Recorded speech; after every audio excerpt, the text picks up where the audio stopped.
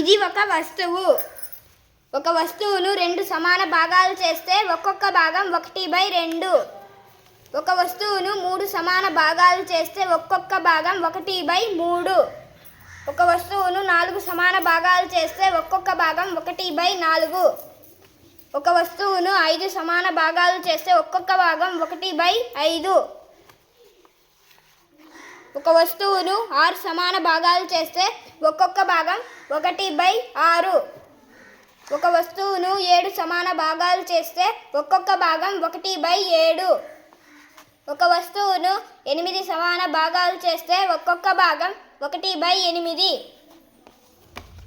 ఒక వస్తువును 9 సమాన భాగాలు చేస్తే ఒక్కొక్క భాగం 1/9. ఒక వస్తువును 10 సమాన భాగాలు చేస్తే ఒక్కొక్క భాగం 1/10.